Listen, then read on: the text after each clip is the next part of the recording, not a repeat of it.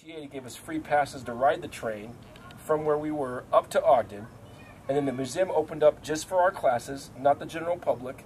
We got a lecture from a train aficionado. We had Abraham Lincoln impersonator that did a whole speech about signing the document to put the Transcontinental Railroad into effect.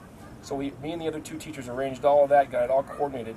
So we get back, we had an incentive to be able to go on this. And we were going to let all the kids go anyway, but we had this incentive, and there was one kid that was just making it. I already had planned everything. I'm like, well, I'm not really going to not let the kids go up to this thing that I spent 3 months preparing.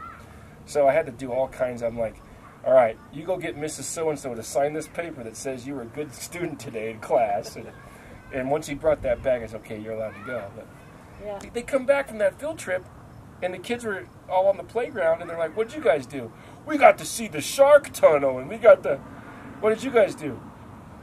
We saw the steam engine. Then they had a bunch of booths, and we got free food and donuts, and they all had swag bags with all the crap they had. Dude, they were so happy. They got all this free stuff.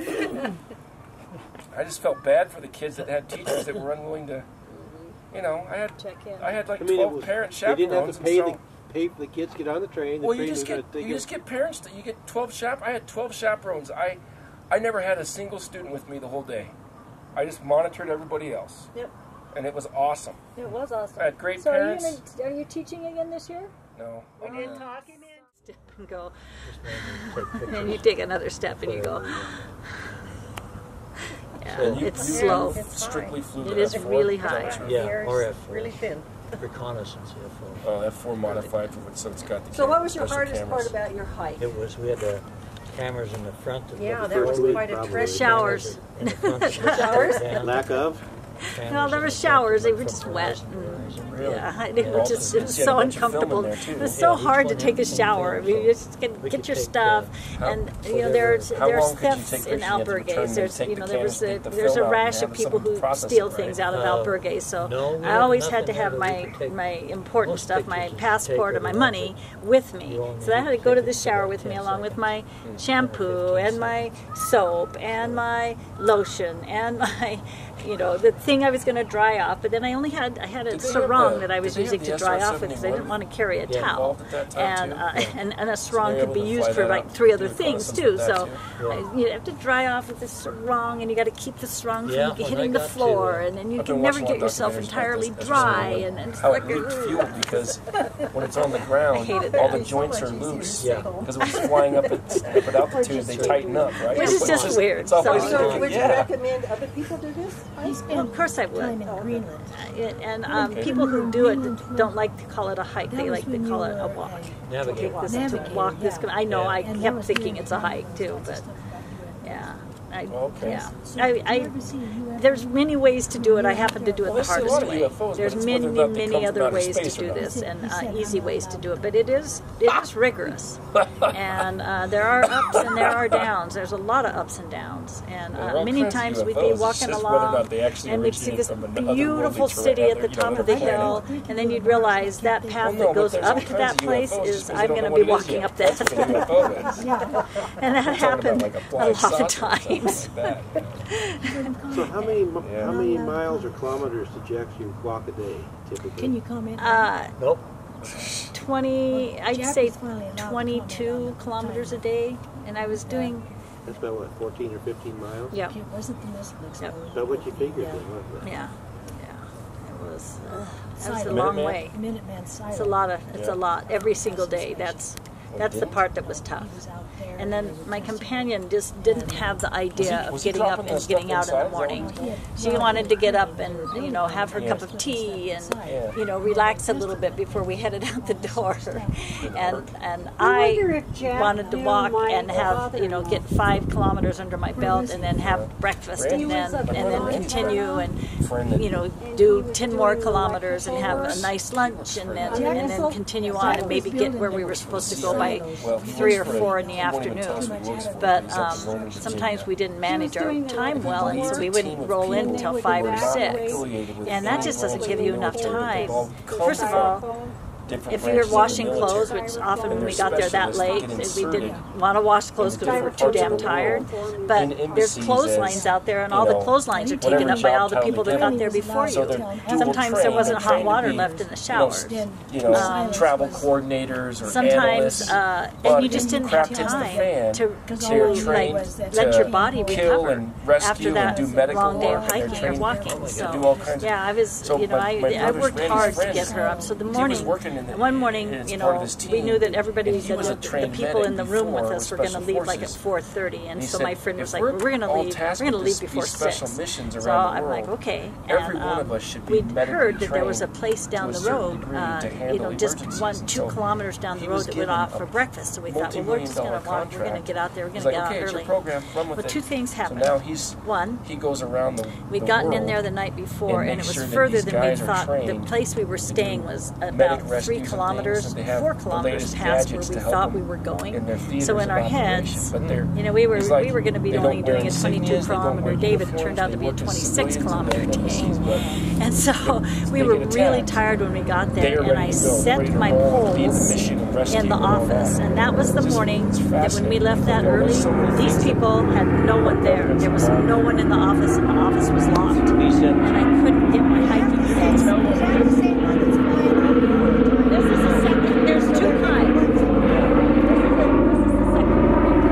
Another one should come back pretty soon. Oh, they're just people are. So they didn't even. It's called, there's a name for it. It's called What? Confederate Air Force, isn't it? Well, I It's called could, the but what? we were really Confederate close Air to Force? the Confederate Air end, Force, and I just right? didn't want. The And I old planes love they those fly poles. I around. mean, I love those They're poles. open-ended, They've been a lot of Yeah. places with me, and I was just like, damn, I don't have my poles. And you were right. I could have gotten a taxi or someone. I could have got a taxi and gone back and picked them up, but I never went backwards. I just never went backwards. It What just did wasn't you in need my head. for poles? My hiking pole, my trekking poles, which were really important. Then, but somebody else picked them up and brought them to you. No, they didn't. No, they didn't. They Hey, were this- back in a little We corner. went up this morning up to Rocky Mountain National Park, and we're walking around, and we picked up these 2 backpackers that wanted to lift to the trailhead because they parked their car. And the one she's done 15,000 miles Wow. on her feet, Uh-huh. hiked all over the world, Yep. and they're going up for 2 days and going to eat granola bars and trail mix and be back in 2 days. It's amazing how much I was- food you actually don't need when you're hiking. Well, because they were from Chicago, and so I Yeah. mentioned like deep dish pizza or something. They go, "Don't talk about food." Yeah. They were 15,000 miles. So though. this was That's a lot. with you. This was a group, so you. It was just her and I, and Oh, it's so it's a. Oh, okay. yeah. So it's just possible to go and walk, and at the pilgrim's office, you get it's back in my room, but you get this piece of paper, and it's actually like it's a folded heavy paper, and on it is every albergue along the French Way. And it tells you it tells you the town and how far from the middle of this town to the middle of this town. So your albergue is going to be somewhere near the middle of that town, and then so how many kilometers it is, and then how many beds each albergue has. So you can tell when you're planning out, well, if we go to this town, there's only 35 beds there.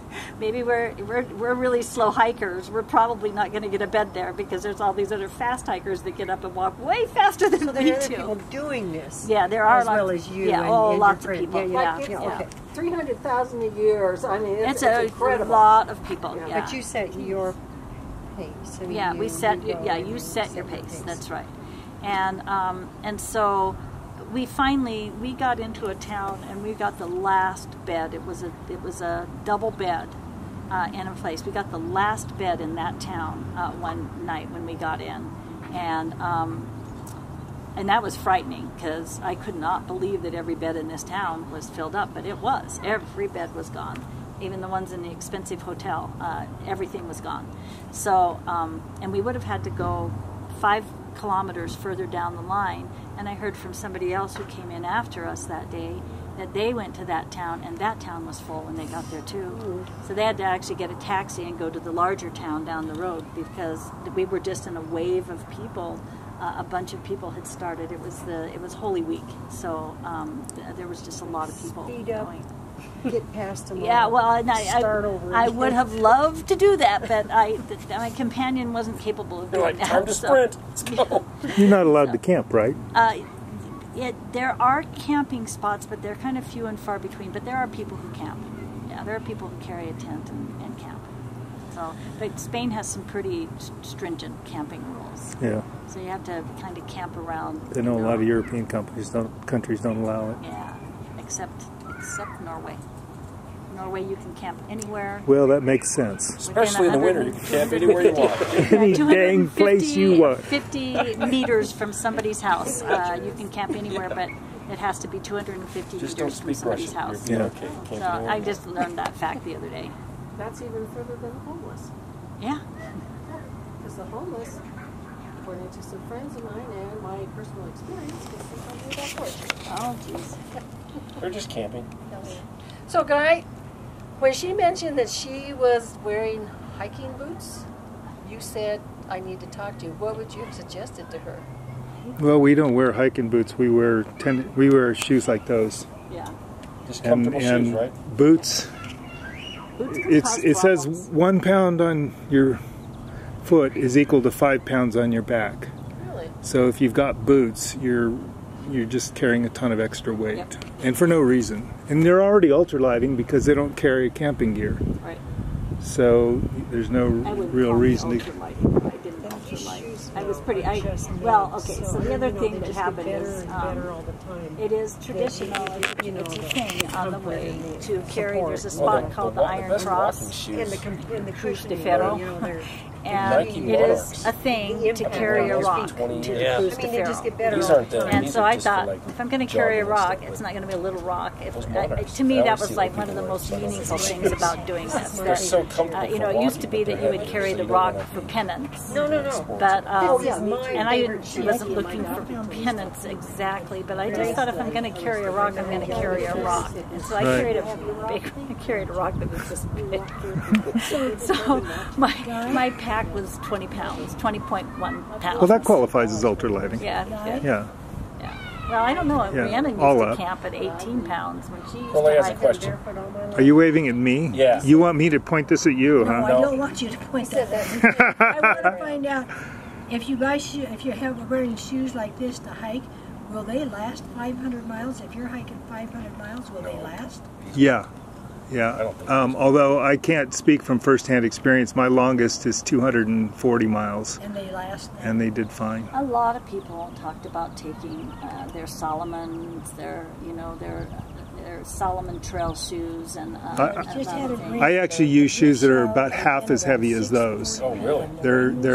They're a modification of a 5-finger. They have no support at Oh, there's all. flat shoes? Yeah, they're absolutely flat. They Sell have those no at support. Walmart's where I live. And the only problem was kicking rocks. I broke my right toe probably 4 times kicking rocks, and that was and 3 of those I think were on one day. It was Like bad. biting your cheek and then Yeah, you just bite it was all day bad. long. So why did you choose to wear boots?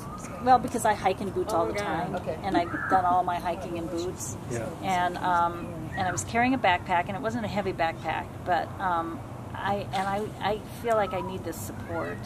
I mean, I hike Trail 100 in light hikers all the time. I like a pretty good rigid sole, and I like a lot of padding now. And so I just felt, REI said you should have boots if you're carrying a pack. Now, it wasn't a very heavy pack, you're exactly right.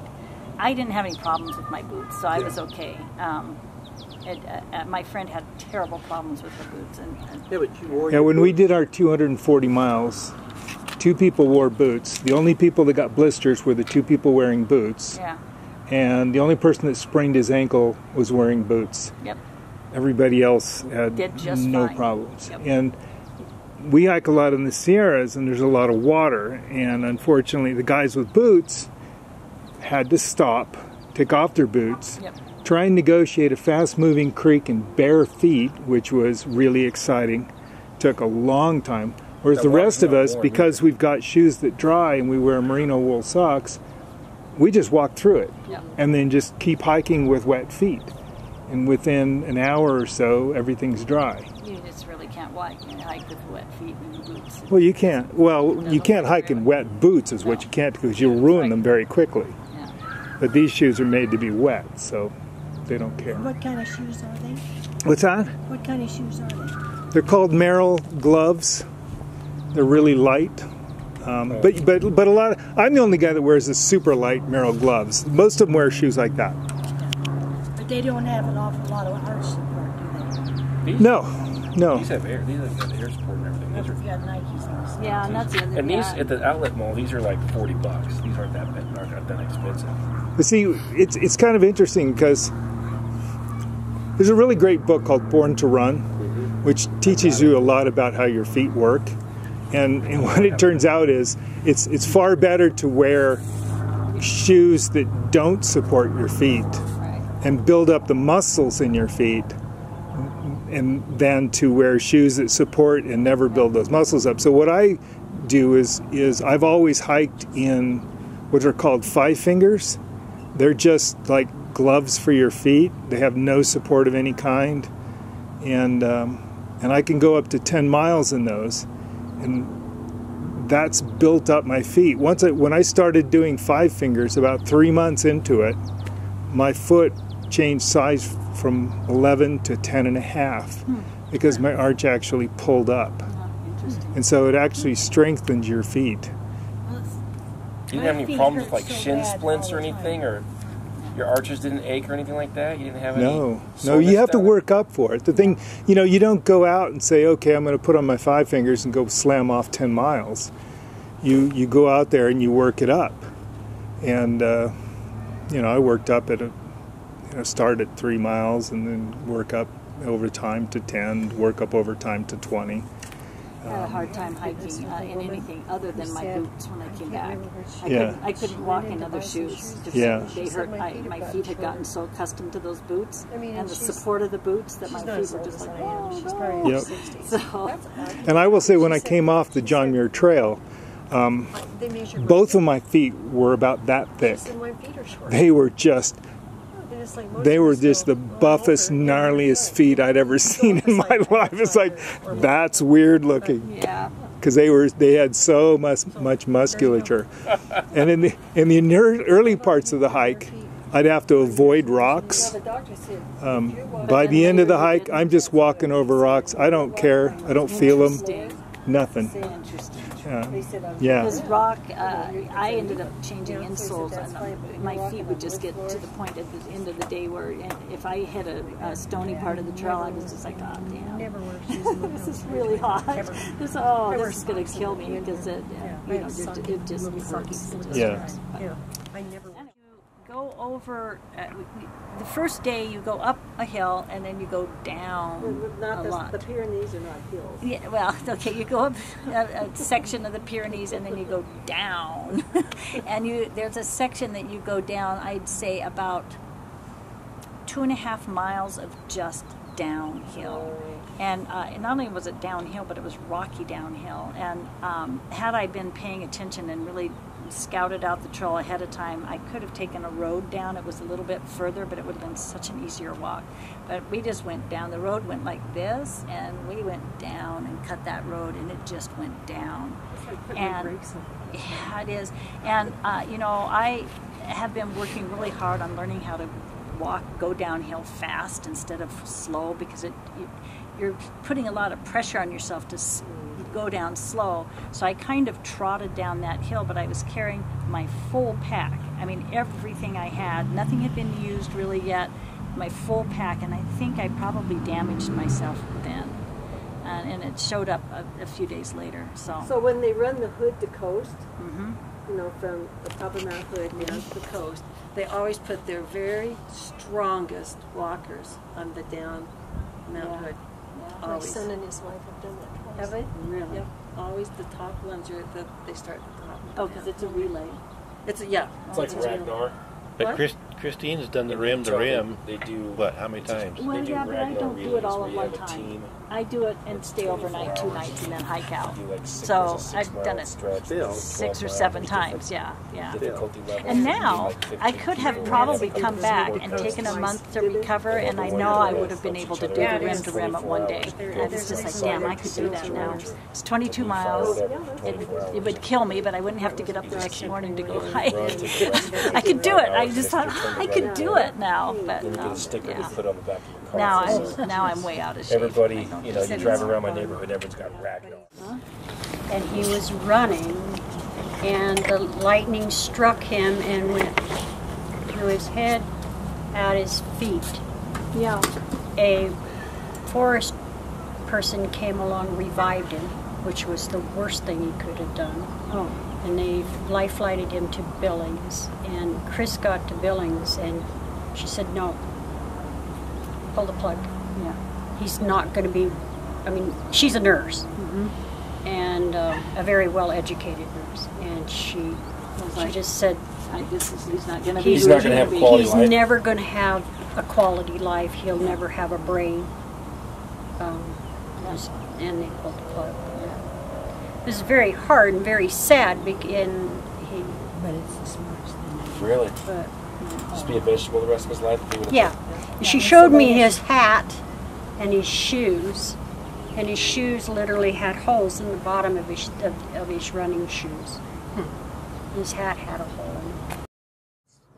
My friends Rick and Mary Jo and I went to the rodeo. You can tell. Is there a grow down There's there? been a family. Oh, where you live? I like to refer 'cause to it's them legal as the there New now, York huh? Mafia. Just down the road from us. That, Like, that it's has a sat legal next grow. to where we sit They just have a for field years. of marijuana. Well, no, not What do you have, and box seats? It's all Huh? enclosed. Yeah, It's no, got but his- one of Pete's friends, Hydroponics and all Charlie that. friend, Purple he buys lights. I don't know. You seats can't see through it. his business, and then we buy them from him. High, But, solid fences, cameras all Oh, around. sure. But they're it's not really out, good. it's not in a big building. down low. Well, it's not like, So you know, anyway, It's got a his- big fence. It's around not like, it. you know, His Illinois, family, you can just drive down the freeway and there's which soybeans is and Con corn. Air. It's not like you're trying, oh, there's a marijuana field, guys. Well, You there know? is one. Yeah, out there. there's Con Air, You're Rizzuto, coming down who was in prison for tax evasion. Weber Canyon. You Anyway, can look right he and his down and family see would it. sit there. Oh, Well, really? See it. It's a big Leandro area he's got. died a few years And, ago, a but it's couple years all ago. But fenced anyway, in, you know, and he's got these cameras people, and they up come in, and there. I'm telling you, they look like the mafia. Has anyone here ever seen that I show mean, I called don't mean to Narcos? be You guys ever watched that? critical, but seriously, in Sheridan, Wyoming, at the Well, rodeo. did you see the Mexico one? And you walk in, No, and you've we got didn't the like black that as much pants as and the the, black shirt and the great South big heavy America. chain Oh, that, around the your one with neck, Escobar is the best and a one, lot of for grease sure. in your hair, and But, a little Frank the Sinatra Mexico hat. one, and it's true. You know, you It's the stand out in the largest crowd. marijuana grow in history. hats, right? It's So like anyway, old thousands of Leandro died acres a in couple years ago, Guadalajara in and I Mexico. thought we wouldn't see And him they again, figured but a whole out bunch how of to these use, young you kids know, come in, and they own a irrigation, and ranch they figured out that outside of Sheridan called the way Holy underneath Cow the Ranch. bedrock was this And huge Leandro aquifer. gave So a in the lot middle of of the money desert, to they the were growing this community, even marijuana. In the 80s and 90s, was in all the prison. pot in America was pretty Anyway. much grown from this grow. Laundered. So anyway, the And kids how sitting now, I was next to thinking me, about they that come and in how they and had, they're all you know, duded up. the you know, DEA trying to burn it down and the stuff. kids And sitting next to now me. today we have people legally growing it in all I these different states. I It's kept pretty interesting. turning around to The- Sandy and the shift Linda in and everybody, 25, 30 and I years. kept saying, And there's so much pot grown and I growing smell it. now. Why are we smelling a skunk? They're going to restrict the Skunk? amount Why, of growers. why would a skunk Really? still be in the grandstands when we've got Leaning over into wild Indian races and But the fucking great thing broncos is it and kills the There they all are. this There's stuff your going on? Why smokers. would a skunk stay here? Well, I'm so stupid. Yeah. Got their card. Somebody said, Spencer said, well, that's pot. And I said, I went to college in the 60s. Yeah, we are. Okay. I know what pot smells like. So I realized it was probably meth. Oh. Because when I was teaching, we were always trained to be aware of the smell of Well, the shit. city won't have a dispensary there. Because that's what meth smells like. Sure. So Everyone has I one, went right? to a meeting. I'm thinking that this kid, Where do and I people mean, go? I thought it was I truly thought it was a skunk. And then the kids, they only stay for a certain amount, and then they go to the ranch. And the minute that kid got up, Yeah, that arena. The smell was gone. Yeah, like before you go around the bend. To go Well, to he the had black clothes on and probably white shoes or white socks or something like that. Something This level. guy had dreadlocks and a wool shirt. He had dreadlocks. It was cold, wasn't it? He was a real dandy. Yeah, it was cold. It was 90-some degrees. So I went to a community meeting, about the homeless, because I spent all last summer getting rid of the homeless in front of my business. And so I went to a community meeting, and they know everybody by name, all about them. And the police officer, they hired a police officer just to take care of this homeless problem down there. And he said that meth is the biggest problem with homeless because there is no placebo to help them get off of it. He said everything else, there's a placebo that you can help them to withdraw and to get off of it. But he said meth, there is none. It's terrible. And so most of the homeless people that have drug problems, it's because they're on meth. And he said, and we don't know what to do about it. There's nothing we can do to help them to get off of it. One of my teachers works in the first and second grade, as an aide. And one day they have a mentally challenged girl, and she helps take care of her. And so one day she was helping take care of her. The little girl said, "I can't get my lunch bag open. Would you open it for me?" So she opens it up, and inside are 2 jars of marijuana. It's not a nutritious lunch. So she calls down the office and says, I have a problem here. I need you to come help me. And it ended up, that they had to go to the office. The police had to come. They had to do the whole interrogation, everything that went on with it. Well, meanwhile, the principal calls the dad and says, "We have a problem here. We have a lunch bag here that has marijuana in it." And he says, "Oh my gosh, how did she pick that up?" And so he came to the school, but instead of checking at the office, he went around the school and went into her room to get that bag. And that even caused more problems. Yes. But she said, "How many times do you have police officers come to the school because your child has marijuana?" And the big deal was, she had to tell them that the little girl asked her to open up that bag, that she didn't do it herself, just herself. But she said that was a big deal to them. But did she ask you, or did you do it? Oh, yeah. Yeah.